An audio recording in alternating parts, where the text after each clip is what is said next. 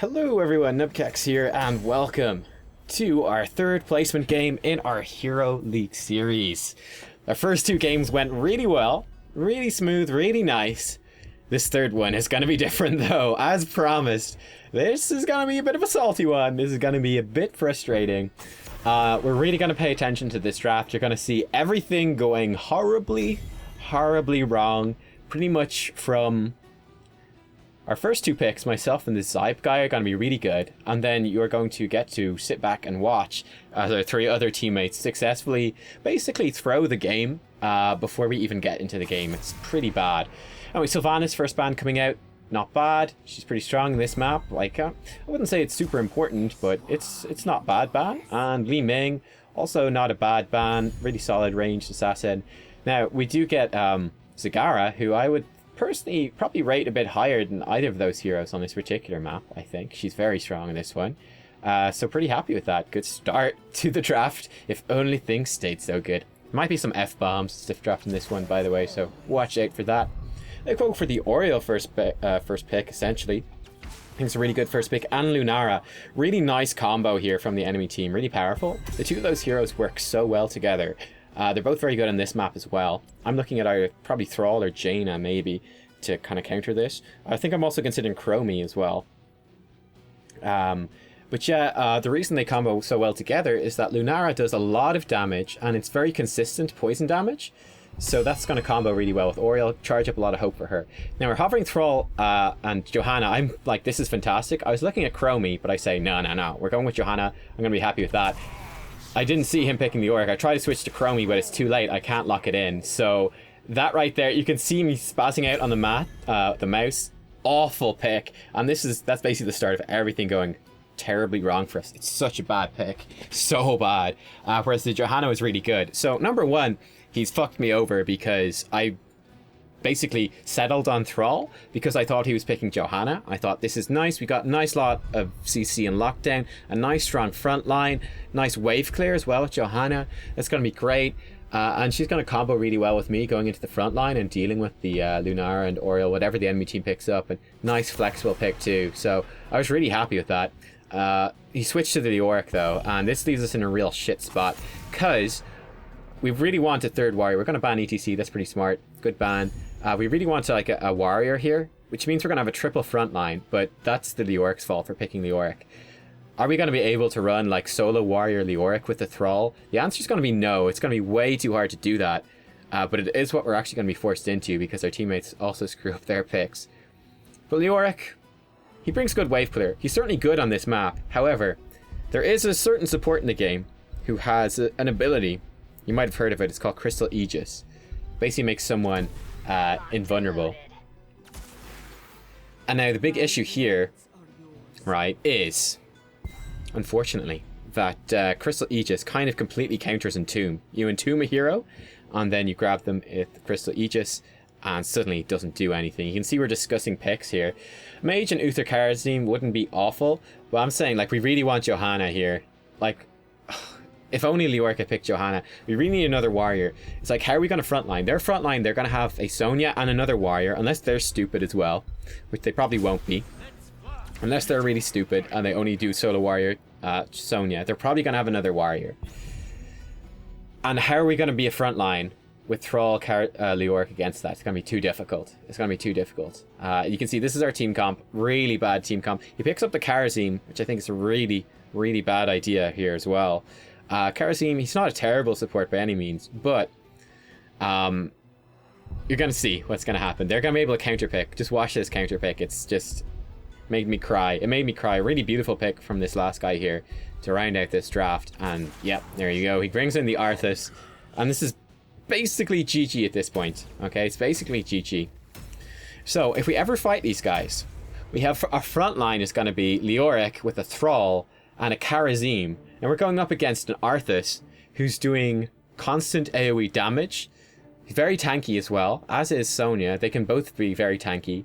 But Arthas doing constant AoE damage, slowing us down, and all three of us are very vulnerable to slows. And then also later in the game, he can make that root. He can make that apply an attack speed slow. we're just going to be screwed. And they've got the back line. Behind this stronger front line, they've got Lunara coming up. And bear in mind as well, Lunara, Arthas combo incredibly well together with unfair advantage at level 13 for Lunara. So they've got a beautiful team composition, really well done. They've got a powerful front line that is both tanky and also exerts a lot of damage and pressure. They've got a great support who's going to be able to protect them from entombs, or also potentially sunderings or mauls or anything like that. Got Nova for burst damage, and then Lunara doing a ton of sustained damage. We've got to fight this. It's going to be so difficult. So very difficult. Again, like going over the picks I would have picked. I definitely have picked Johanna instead of Leoric. Leoric does nothing here, and it makes it really awkward. It makes us have to pick either a second warrior, which we should have done. Instead they didn't. Now we got solo warrior Leoric, who's going to just... If he goes in, he's going to die. Like, what does Leoric do against Arthas, Sonya, Nova, Lunara? He just dies. That's all he does. He tries to pick someone within Tomb. Crystal E just stops it. No value. Fawcett even fucking picked up Wingman. Dear lord. On fucking the worst map for Mercs in the entire game. I was so tilted going into this game. I was so angry. I was like, you've just thrown this one straight away in the draft. I picked up the Falstad. Really, you know, it's fine. It's fine, but I really think something like Johanna would have been so much better. But I mean, like, look at this. Look, like, just this is what happens. This is how it's going to go down pretty much every fight this game. Leoric goes in. I can't even go in because it's too dangerous. Kharazim can't do anything. Leoric's just going to die over and over and over again. We can't even get in to do our damage. It's going to be terrible. We're just going to get rooted. We're going to get wrecked. It's like, how do we actually fight them? How do we actually win a fight? We can't.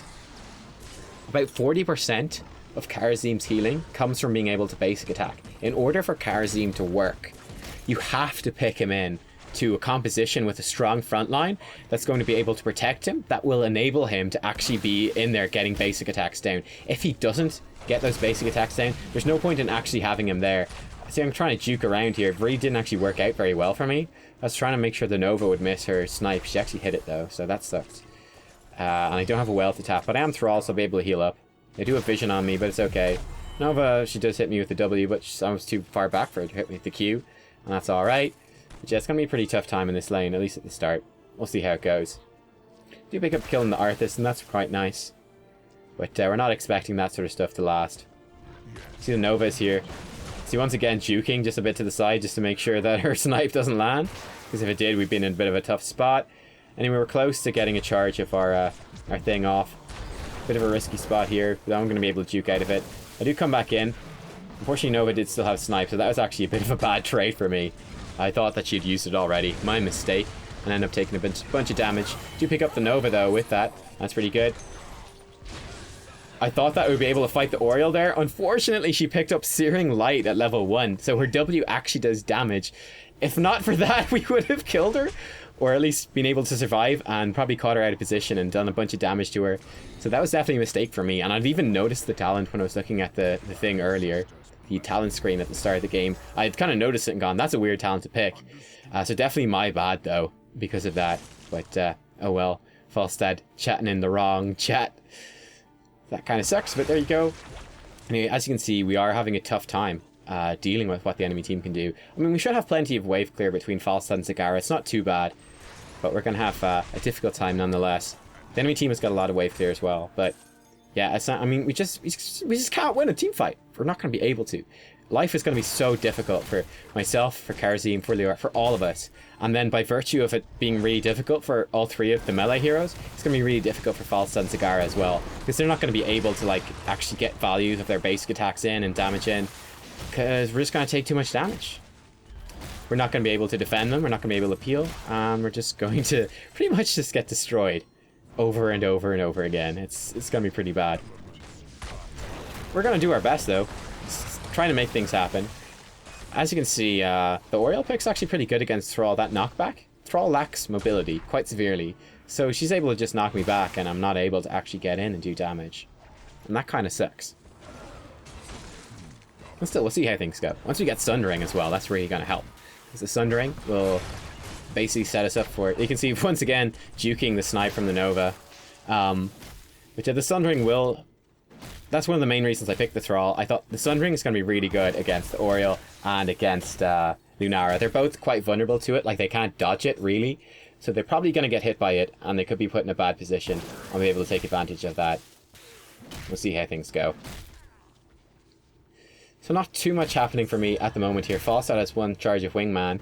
Hold on to your pants, everyone. He's about to get a Wingman off. That's going to be game-changing, right? So many mercs, so powerful on this map. It's going to be really valuable. So our teammates do die, unfortunately, down the bottom. That kind of sucks. So apparently we lost 30 gems because of that.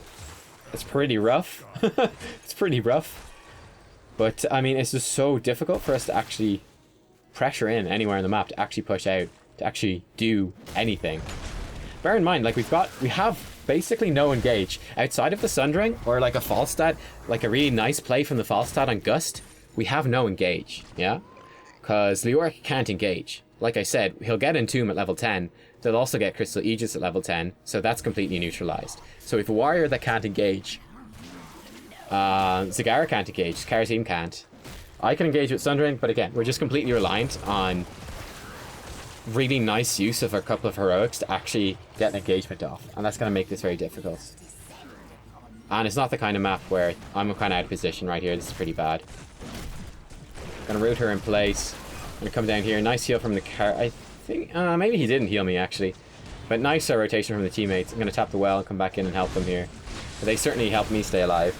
But I mean, there you go. You see Leoric just gets melted. Leoric is pretty squishy for a warrior. Also, I didn't mention this, but this is quite important as well. So he picked Leoric really early in the draft. Leoric typically excels against double warrior compositions, so it left the enemy team in a position where they didn't actually have to pick double warrior. Now, in the end, they did pick double warrior, but they just so happened to pick a double warrior team that completely wrecks what we had selected, effectively. I don't think the Sonya pick was excellent. Sonya used to be stronger against Leoric than she is any longer. But, yeah, as you can see, this first Webweaver thing, we basically find it impossible to even stand up against the enemy team and push them off when they're pushing our fort. They get one basically for free in the mid lane. They're almost up 2 levels at this stage. They're up 1 level, but they're going to be up, they'll probably hit level 10 before we hit level 9. And they're going to be able to pressure this bottom keep as well. But yeah, I mean, picking Leoric so early, they can just, instead of like picking him into a couple of warriors that he's going to really get value against, you've let the enemy team know that you're picking him. So you completely remove that sort of counter pick potential. And instead of being like this hero that's really good against front lines, instead he's going to be terrible as a front line and against their front line in this particular game. Karateem is dead again. So we've had a lot of deaths so far early in this game. One of the things though I want to say, and I think it's very important, is that basically this game, I don't think any of us appear to play very well in this game, but I think a huge issue in that is the fact that our team comps are so mismatched that it becomes really difficult to play well. It becomes really difficult to even play mediocrely. It's like, in this type of game, if like our team just feeds terribly, we perform horribly in team fights, everything just goes wrong for us. It's not the kind of game where you blame it. It's not the kind of game where you get super critical about that. Because, well, you know, our team comp is so bad. It's so mismatched that this is pretty gnarly, actually. I could have almost been body blocked out of that and probably died. I'm considering using the Sun Ring. I do use it there, and it's okay-ish. But here comes in Arthas, and you can see he's just doing so much damage to me. And that's actually nice. The Entomb actually works out here because Oriel's not here. But pretty rough overall. The enemy team has rotated around. I've definitely overextended now a little bit, but I'm able to make it back without taking too much damage. So it actually ended up being a fairly even trade. But you can see when we fight against that Arthas, very difficult for us to kill him. And he's doing a lot of damage to us, and most importantly slowing us down. And really making life difficult. Yeah, I don't know. It's just, this game is so hard. And it becomes, yeah, if you do really badly, it's not like a bad thing too much. Again, I mean, well, there's levels of badness, and we'll talk about that as well as we go. But overall, like, if we do terribly in this game, it's really not the sort of situation where you blame it or go like, oh yeah, well, you guys like failed miserably in this game. It's like, well, fair enough, you kind of fail miserably. That's because competition is so bad. Now it's just, it is, you can completely point blame and point the finger for picking bad heroes, but I would say you can't really point fingers for playing too badly in this particular one. Anyway, we'll see. There comes out the Crystal Aegis. That's actually a pretty big deal. So this Entomb is actually okay, but as you can see, it's not really getting much value. And once again, even though we got a decent Entomb and a decent Maw down, we don't have any follow. We've got no ability to actually follow up and commit to this because we don't have a front line that can actually commit, that can actually follow up with CC and actually follow up with damage. There's really nothing we can do. Kind of story of this game is we're just screwed. Admittedly, like if we had Falstad there, maybe he could have flown behind and gusted them back or something like that. I tried the Sundering just because Leoric is just caught out and killed, essentially. I'm in a rough spot now. I'm probably going to die as well. Unfortunately, I panicked, missed the wolf. That's pretty bad. I am dead at this point. Nice palm from Karasim does come out and save me. But yeah, it's pretty rough. Sonya misses her leap. This is one of the things as well that I was like, I don't think the Sonya played particularly great. And it's kind of annoying then to just be crushed on the front line against heroes that aren't doing that particularly well. Anyway, once again, the Entomb comes down, but the Crystal Aegis completely nullifies it. Completely nullifies it. Not going to get any value. But yeah, basically the story of this game is so much more difficult than it needed to be. And that was purely based off of the picks. And also like the bad recommendations, I feel, to, you know, pick a mage, pick Falstad. And like this guy, he's not very good at Falstad. And then Kharazim is a healer. Really bad choice as a healer. And as he's like the Arthas pick just completely wrecks it. But I mean, like, they could have picked any warrior there and it would have completely wrecked it. Like, there was no way that Kharazim is going to be a good pick in this situation. We did not. Without a Johanna pick, without another warrior pick for the front line, there's no way Kharazim is going to work out okay. It's really bad choice. I think those two guys, the Kharazim and Falstad, were duo queue together as well. So, like, I do have to be a bit critical of that. It's like, you had 2 picks to salvage this draft after Leoric screwed it up. And, like, you didn't. Like, I think Leoric really messed it up, but he didn't lose us this game. Certainly, it was a really, really bad pick, but it was only one really bad pick. And we followed it up then with 2 more suboptimal picks. Well, one really bad pick in Kharazim, and then 1 suboptimal pick in Falstad. And that's making things pretty rough. As you can see, we're just fighting this retreating battle, and we can barely make anything happen. We do pick up this Arthas eventually, and that's good. The enemy team failed to rotate around to help him out, and they actually lose a bunch of gems from that. So that's actually a bit of a turn in our favor, and pretty fantastic. You see how this goes. Pretty decent maul, but I mean, once again, look, this Entomb comes down, and nothing much happens. We're able to actually catch the, more so because of the maw than anything else, we're able to catch out the Oriole, and she does go down, and that's pretty huge. But, I mean, as you see, we're kind of overlapping Maw and Entomb over and over again, and there's just not much of value coming out of it overall. Not much synergy there at all, unfortunately. And again, once again, completely unknowingly picked into by our final 3 picks. Completely picked into by our final 3 picks. I mean, maybe 7-sided strike would have worked okay in this match. Would have worked okay, but I don't know. It's hard to say. I mean, we're going to get a turn in here, and this could be a bit of a turning point for us. We're fairly even on XP, all things considered, and that's pretty good. And letting my teammates know I'm able to use the Sundering. The Entomb does miss this time, unfortunately. That would have been a good one if we pulled it off. It would have been a good one. But I'm not even able to... One of the things I realized as we went later in the game was that I'm not even able to engage with the Sundering very aggressive. Because, you know, if I go for an aggressive Sundering, it's like, sure, I catch him out in the Sundering. I do die here, unfortunately. I mean, like, our teammates were all in the area, though. It's just bad rotations and being out-rotated by the enemy team. I don't think I was out of position particularly. I think that was more so just bad positioning by our teammates right there. And because of that, it basically wastes this entire Web Weavers. But perhaps I was too far forward, a little bit too far aggressively. But I feel like our teammates probably should have been there to help. I don't know. That's a difficult one to say. I was talking about other stuff, I was watching it back, so I didn't pay too much attention, unfortunately. You guys can let me know in the comments by looking at the minimap and how things went. But that's pretty bad. So that wastes our Web Weaver phase, which is pretty terrible. I feel pretty bad about that. But yeah, what I was saying was I can't even engage aggressively with the Sundering. Because what sort of follow-up do we have? It's like, yeah, I go and I Sunder, and I was like, let's say the Lunara's out of position right there. Boom, hit her with the Sundering. Cool, she's stunned, she's knocked back. What happens is like Leoric starts running towards her on his mount. Zagara starts running towards her on his mount. It's like Kharazim dashes in. It's like, well, who cares? I mean, Falstad could dash on top, but then like we don't have any other teammates really following in, because we don't have proper warrior. So there's really no follow-up. We can't even engage with the Sundering properly.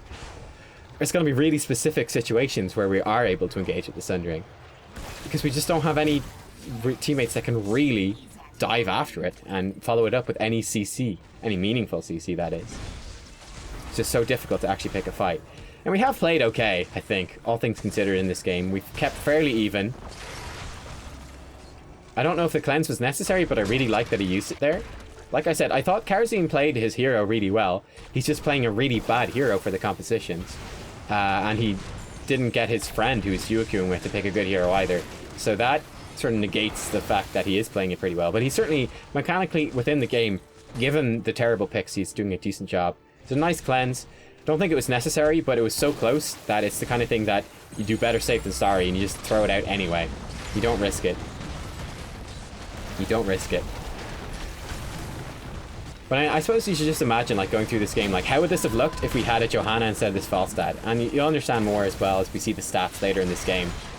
But as you can see, it's like, we're just getting pushed off over and over again. We can see the Falstads coming in from the side here. That's pretty good. I was kind of ready for this because I saw it coming in. Do get a decent Sundering, splitting the enemy team in half. However, there's not much follow-up that happens. Sagara wasn't there until the end. And once again, even when we get the Gust, Lior doesn't follow up on a Gust. It's like he can throw down in an Entomb and that's okay, but really doesn't make too much happen, really. It's not that great, really. I do get picked off, unfortunately, by the Nova. Hopefully Falstad can pick up the kill here. I think he should. Okay, he does pick up the kill. That's good. Of course, he misses that hammer. I think the Falstad idea right there was actually pretty decent. And that was like, it's pretty much one of the only decent plays that we can do. If you gust them back and then we sunder, like a team that's just been gusted, then maybe. But it is rather awkward to actually make anything happen. So yeah, Leoric wasn't there. But to be fair, Leoric really doesn't have much follow-up to a Gust anyway. You can see Lunar's actually got Leaping Strike, which is kind of crazy. But there you go. It's one of the very frustrating reasons to do so badly here, and to be losing this, is that, like, their talent builds aren't really that good. I mean, but the Wingman really does stand out as a terrible thing. I love that he's pinging and letting us know as well. It's like, guys, don't worry, I got Wingman. It's like, sure, it's going to stack up your W, but just how useful is that really? Just how useful is that really? Not very. Not very. And glancing at the stats there, I'm sure you could... I don't know if you quite noticed it, but we'll see the Falstad's damage as we go down. Needless to say, Falstad has, I think, right there, he had 16,000 hero damage, whereas our Karazim had 13,000. That's pretty bad. It's pretty bad on an assassin to be doing slightly more damage than a healer. Pretty bad. Pretty bad. His build is certainly not helping with that, though. That's a pretty decent Entomb. But, I mean, once again, it's so difficult for us to follow up, and as soon as we do get in range to follow up, all of us having to run there, Crystal Aegis comes out, completely neutralizes it, and then the counter engage is huge, and we're kind of screwed up. I feel like this is pretty much completely predictable from the minute they drafted these heroes, though. I don't feel like at any time we had drafted into a winning sort of situation. And there's this sort of myth that goes around as well, that like the draft doesn't matter, that it's just how you play the heroes. It's complete bullshit. Actually, quite contrarily to that, the most important skill that you can get, or the easiest skill that you could to improve, that will improve your win rate in Hero League, will improve your skill in Hero League, is getting better at drafting. Understanding how to draft, drafting correctly, drafting well, picking good heroes, making good suggestions to your allies, knowing what works well on a map, knowing what heroes work well together and counter each other. That's something that you can improve your knowledge on pretty quickly. It's harder to improve on your mechanical skill. It takes a lot of practice to improve on that, a lot of time to improve on that. Whereas like you can, I mean, watch these types of videos, you can listen to people talking about it, and you should just learn from experience as well, how to draft well. And once you improve on that, you'll pretty much drastically improve your chances of winning, because you will pick things into a favorable composition. I mean, just consider the Arthas on the enemy team. How much do you think, like, he could have picked something stupid? He could have, like, if he picked, I don't know, Murky or something, his team would have been kind of screwed, right? However, consider that he picked Arthas. Like, how much did that influence his team's chance of winning? There, once again, you can see the Maw comes out. The Crystal Aegis just completely counters that. I get a Sundering off, but it's kind of a panic Sundering because we're just not able to fight. Now, I do think that part of what's throwing this off as well is the fact that our Falstad is really not very good. Or at least, it's not so much that he's bad, but at least relative to the level of the other players in the game, he certainly is pretty bad. And like, he's really underperforming on the Falstad. He's not doing anywhere near as much damage as he should be. And that makes it really difficult. I can kind of forgive it, again, because it's difficult to play Falstad in this sort of situation where you have a terribly weak front line with no crowd control, or almost no crowd control. And it's difficult as well, considering that he got nerfed in the patch, so fair enough. But he's really underperforming, and that makes it more difficult for the front line as well. It's like, it's this giant circle, it's this giant cycle of painfulness of making this game really difficult. It's like weak front line makes the back line harder to play. Weak back line makes the front line harder to play, which makes the back line harder to play, which makes the front line harder to play. It's this really vicious cycle where things are going horribly for us. Now, our teammates are picking a fight, level 20 to level 19. That's pretty bad. They've got a decent-ish sort of situation, I guess, kind of. But, I mean, the level 20 talents just mean that we're never going to win that. The Entomb, again, didn't get any value right there. We have to back it up. But, I mean, that was an ambitious sort of fight to pick. Like, 4 versus 5 or 4 versus 4. I don't know what it was, because I wasn't paying attention. I was just working on the assumption that we would not be picking a fight in that sort of situation. Because not only do we have a weaker teamfight team, we're also down the second most important talent here in the entire game. The enemy team at this point is almost definitely going for boss, which is why I'm positioning relatively aggressively in the lane. Leoric, instead of scouting out the boss, which he can do because he's, you know, dead, is not there. Falstad flies in, throws in a hammer, doesn't do anything. Leoric goes in once he's respawned and uses his E to get onto the point. They pick up the boss. He entombs, doesn't do anything. And there you go. And at this stage, that's going to be game. So basically what they should have done in that situation, Leoric, if they get the boss, they're gonna win. Okay, there's pretty much no way around it. You've seen just how well our defenses against their pushes have gone so far in this game. Pretty terribly. We inevitably lose a couple of structures. Zagara saying no Gus, this guy's awesome. He did Gus, it was just really bad. Nice palm saves me. I mean, once again, Kerosene drafting, terrible. But in terms of his play, pretty damn good. Pretty annoyed at that point that Oriel doesn't die, and then a frickin' Shield of Hope saved her right at the end. That really sucked. But I mean, we don't have enough defenses either way. The core is going to go down, the boss is on the core. Like I said, them picking up the boss basically secures this game. What we should have done, Leoric, you're fucking dead. You're fucking dead, and if they get the boss, we lose the game. So fucking use your ghost and go on to the point so we can see what's happening. I mean, like, we know they're there. I mean, and that's fine, and it's useful to know that they're there, and it's great you pinged it and everything, but go on to the point so you can respawn on the point. What's the point in just sitting as a ghost in the lane, not seeing anything, and then using your E to go in? It's a waste of time, right? I love that he gets the fucking Bulwark reward. Like, it's painful. Anyway, their Nova played really well. I felt that... I didn't think their Sonya was amazing, but apart from that, like, it felt like their whole team played really well. But again, it's one of those things that our team composition was so bad and theirs was so much better, and just against each other it was so stacked that their whole team looked really fucking good and our team looked really fucking bad. But as you can see from the stats right there, Falstad 35,000 hero damage, less than Leoric, half of Zagara, just over half of what I did as well. That is awful.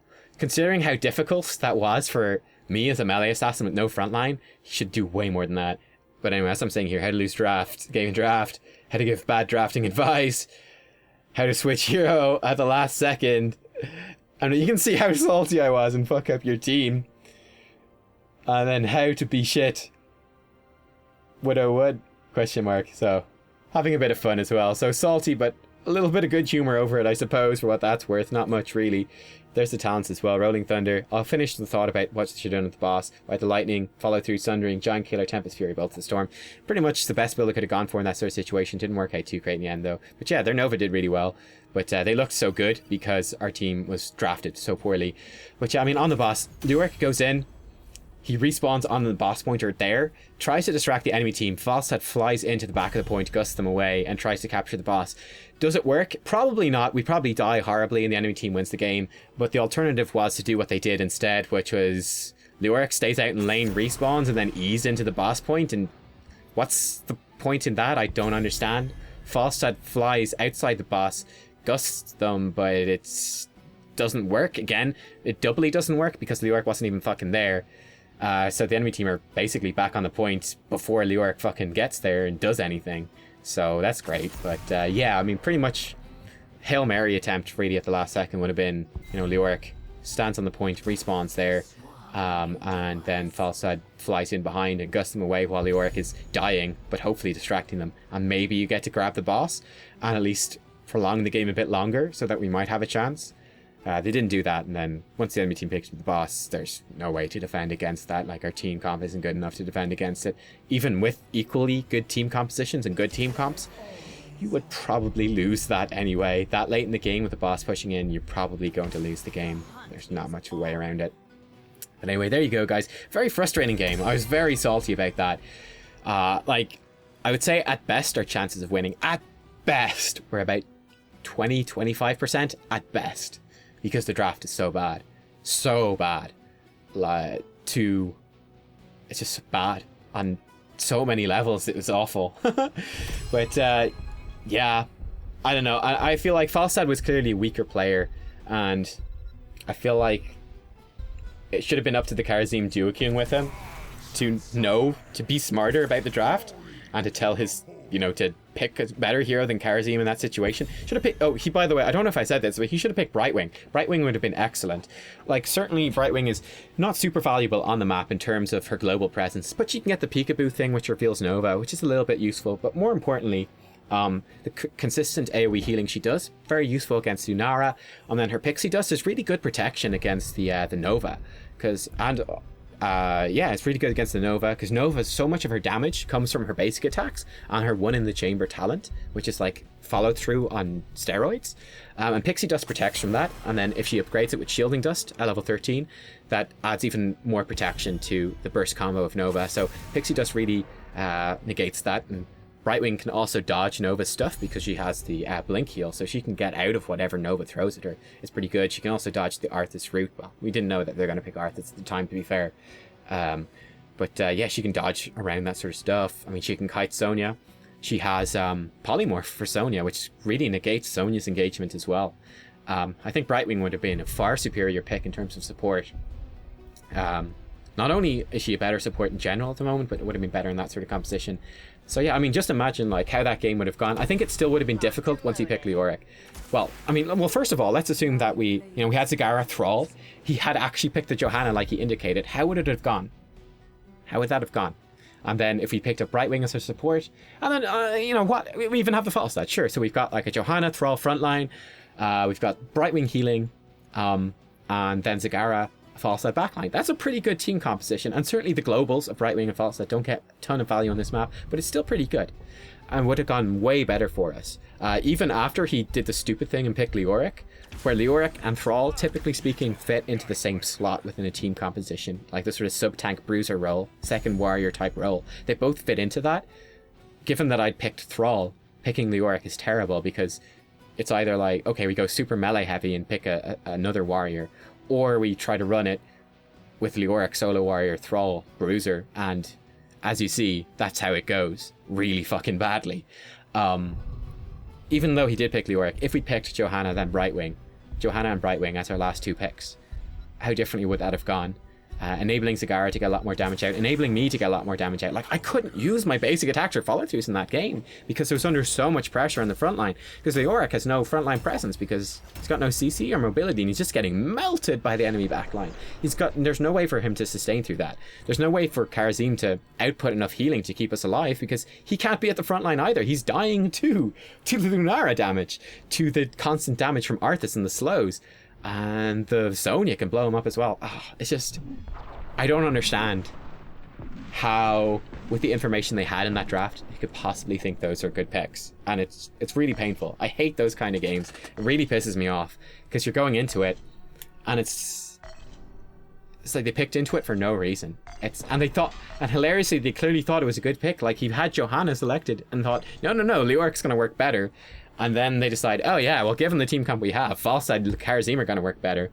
And then they're kind of giving out to each other in the game, and I was just laughing. I was like, there's no point in giving out to each other in this game. It's such a difficult game. It's so much more difficult than it should be. If people fuck up, you can't really blame them too much. I mean, I'll blame the Falstad because that's fucking awful stats. And, I mean, you throw your hammer, it's not that difficult to at least get some damage, right?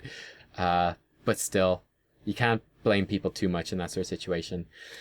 Anyway, it was interesting. Again, our first game of replacement games was very like this, except we were on the other side, where once again, the enemy team picked Solo Warrior Leoric, and it fucking failed. I'm actually going to move Leoric down in the tier list. I think he's too highly rated, and it's one of the big questions. I'll end with this thought. One of the big questions that was raised actually by another dude who was Grandmaster on the tier list. He said, well, you're ranking people a lot or heroes a lot by their versatility. How generally useful they are. It's like, well, typically you should probably rank them more so by them played in their particular niches, like them played to a good level. The reason, I was kind of humming and hawing about it, it's very difficult to say which you should do. Certainly versatility, like heroes that can work in a variety of compositions against a variety of heroes, that definitely matters for early on in the draft. But like, how highly do you rate a hero based on, well, they need to be picked into a niche? Well, if we look at Leoric, for example, we're 3 games into Season 2 so far.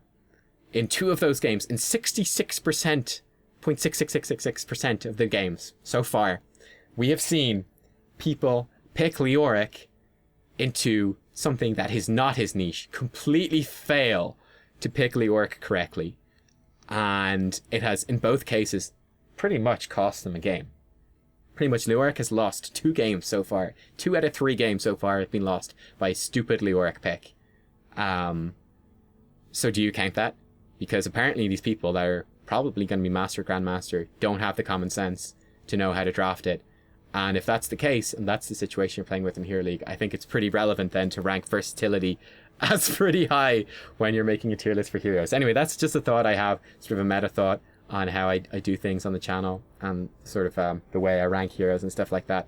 And yeah, I've been thinking about that recently, and certainly my experiences so far in Season 2 have kind of reconfirmed the fact that versatility needs to be rated very highly.